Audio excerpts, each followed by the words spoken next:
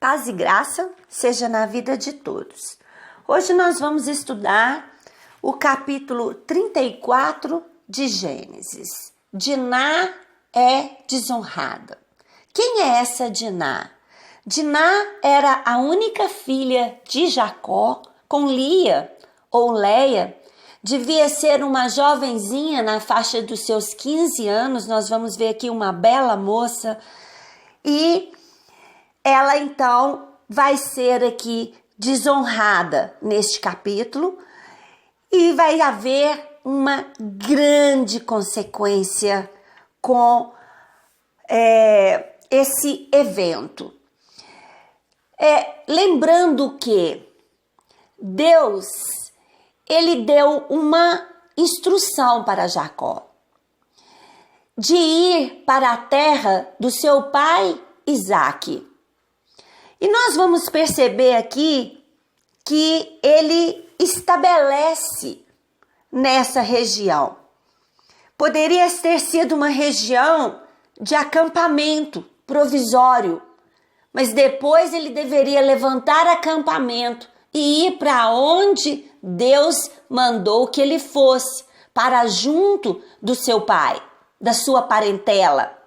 Porque Deus tem um plano específico para Jacó, para a descendência de Jacó.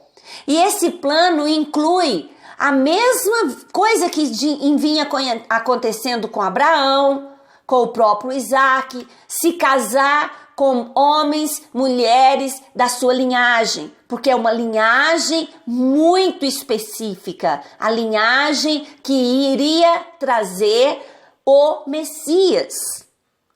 Vamos ver a história. Certa vez, Diná, a filha de Jacó e de Leia, foi fazer uma visita a algumas moças daquele lugar. Ramor, ou Amor, o Eveu, que era chefe daquela região, tinha um filho chamado Siquém.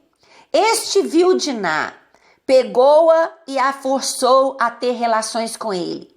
E ele a achou muito atraente, que se apaixonou por ela e procurou fazer com que ela o amasse. Então aqui nós já temos uma atitude errada de Jacó se estabelecendo numa terra que não era o propósito de Deus. Agora nós vamos ver Diná, essa linda jovem, filha de Jacó, saindo a visitar algumas moças daquela região. O Salmo 1, versículo 1, muito conhecido, diz assim: Bem-aventurado, feliz, aqueles que não seguem o conselho dos ímpios, não se limita à conduta dos pecadores, nem se assenta na roda dos zombadores. Diná tomou uma atitude errada.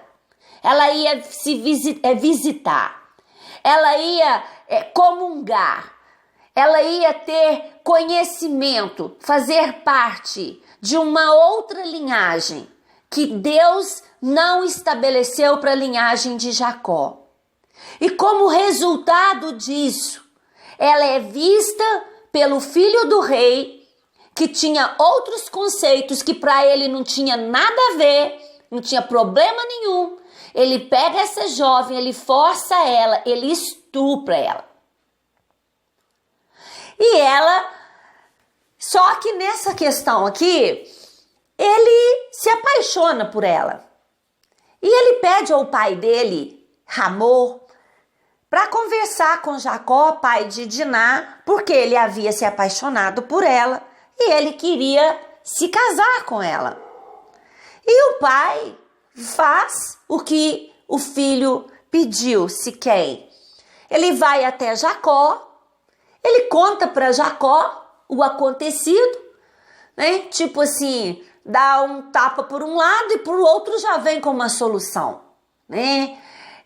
Que o filho havia desonrado a filha, mas que queria casar com ela. Para Siquém, para Ramor, será tudo muito simples, tudo muito natural. Para Jacó não era natural. Mas agora Jacó se via numa situação que a filha havia sido desonrada.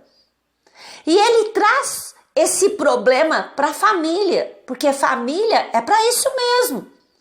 É para se juntar para trazer uma solução para problemas, se juntar para orar. Jacó conta para os filhos tudo o que aconteceu e conta para eles também a proposta de se casarem com Diná.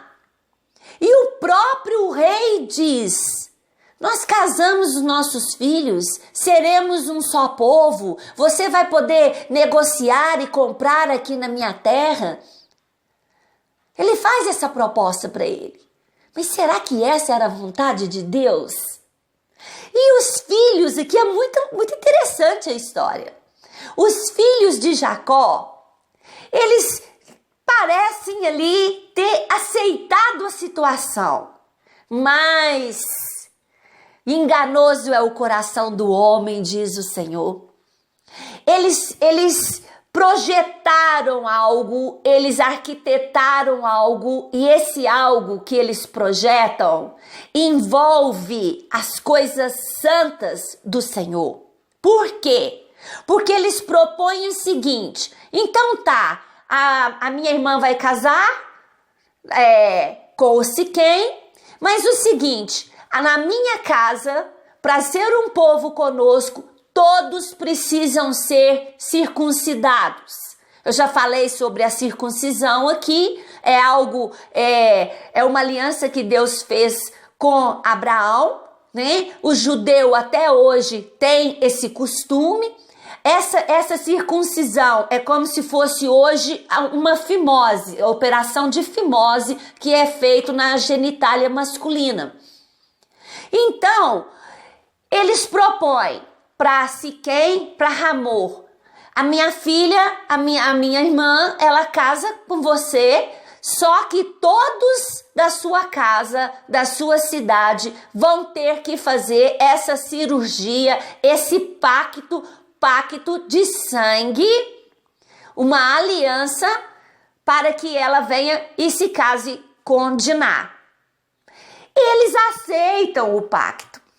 Todos os homens, tanto o rei Hamor, quanto os príncipes Siquém, quanto todos os homens aceitaram, tinham o seu interesse. Jacó já era muito rico, eles já estavam de olho também nas coisas de Jacó, eles tinham esse interesse e eles aceitam a fazer a circuncisão. Só que isso era uma estratégia, principalmente dos filhos mais velhos de Diná, Simeão e Levi. Qual era a estratégia? Quando aqueles homens estavam no terceiro dia, que eles sabiam como era o procedimento da cirurgia, o dia que eles estavam mais doloridos, os dias que eles estavam mais fragilizados, eles foram até a cidade, 2 irmãos, Simeão e Levi, e mataram à espada todos os homens da cidade que estavam se recuperando da circuncisão, inclusive o rei Hamor e o filho Siquém. Isso foi terrível. Primeiro, eles usaram do que é santo, do que é uma aliança de Deus para com o povo dele. Eles usaram isso para enganar outra pessoa, outro povo, e foram homicidas naquele lugar. Houve um derramamento enorme de sangue ali naquele lugar.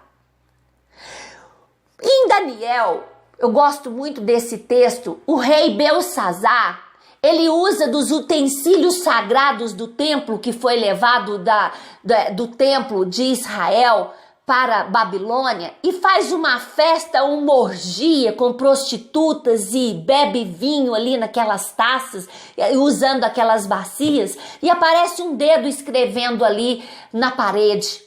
E o dedo escrevendo era uma condenação, falando que agora os dias daquele rei estavam contados, que o reino seria dividido, e ele iria morrer naquela noite.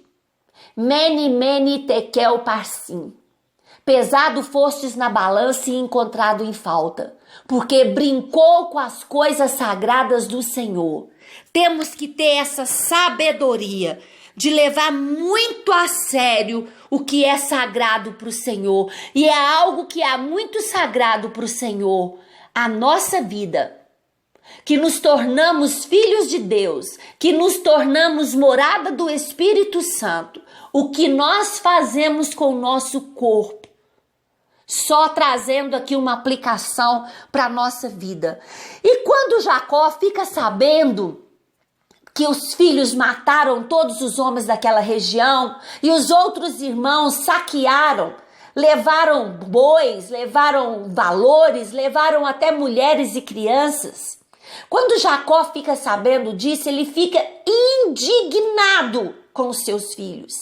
E não somente indignado com a atitude deles, como ele agora demonstra preocupação, porque ele estava morando na terra de inimigos.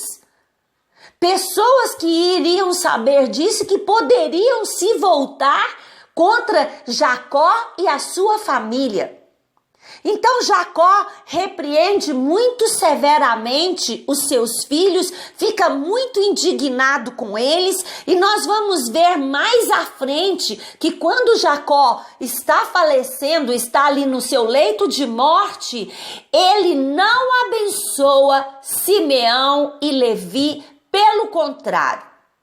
Ele coloca a indignação do que acontece aqui neste capítulo. Me parece que no capítulo 39, eles tinham direito à primogenitura, pois agora eles não têm direito mais à primogenitura pela violência, pelo sangue que eles derramaram, a coisa santa de Deus que eles colocaram simplesmente com a intenção de enganar aqueles homens.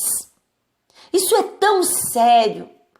Levar as coisas de Deus em santidade, como agrada o Senhor. E aqui nós vemos toda essa tragédia acontecendo agora na casa de Jacó. Começando com uma decisão errada de Jacó de se estabelecer. Ele construiu casas ali. Ele poderia, igual como eu disse, ter passado por um acampamento ali, mas a ordem de Deus, a instrução de Deus é que ele fosse para junto do seu pai. E tudo que acontece ali, com a intenção de que ele se tornasse um só povo. O rei falou para ele: as minhas filhas, as filhas da minha cidade, elas vão casar com seus filhos, os seus filhos com as nossas filhas. Desde quando Deus, com todo zelo e cuidado que ele vinha tendo com Abraão, com Isaac, ele iria permitir uma coisa dessa? A instrução do Senhor foi: vai para junto do seu pai. Já era um grande povo, era ali que era para ele se estabelecer, era ali que era para os seus filhos se casarem e não se contaminar com outros povos. Ia ser outro Ismael, ia ser outra situação de inimigos de Deus para a nação de Israel, para aquela geração que traria o Messias, que trouxe o Messias. Olha as consequências das nossas atitudes.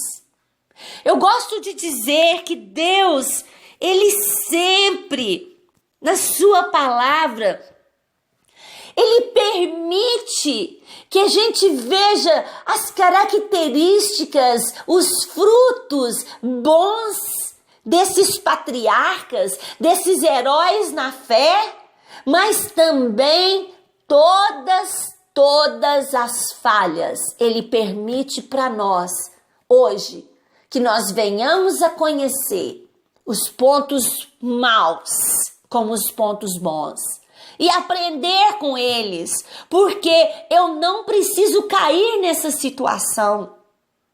Eu não preciso cair numa situação para aprender com aquele erro, porque eu tenho tantos exemplos que não deu certo para tantas pessoas. Quantos jovens hoje morrendo porque fizeram más escolhas, meu Deus, toda semana fica sabendo de mais um caso. E por que os outros jovens não olham para isso e vê o perigo que estão correndo? Aprendendo com os erros, aprendendo com o fracasso das outras pessoas, como nós vemos na Bíblia. Seguir a instrução de Deus, não se contaminar com o pecado. O próprio Jesus, ele faz a oração sacerdotal e ele fala com o Pai: Pai, eu não oro para que o Senhor os tire do mundo, mas que o Senhor os proteja de todo mal. Nós não vamos sair deste mundo. Nós precisamos estar aqui. É claro que eu estou dizendo que nós, lógico, nós vamos morrer. Mas nós estamos aqui, vivendo anos após anos, no meio do pecado, no meio da contaminação. Mas a decisão de estar no meio do pecado, estar nesse mundo e entender, eu estou nesse mundo, mas eu estou aqui de passagem. O reino de Deus não se mistura com o reino das trevas. E ter essa visão de uma vida santa, que significa separada. Amém? Fica essa palavra, essa instrução do Senhor para a sua vida, para a minha vida, em nome de Jesus.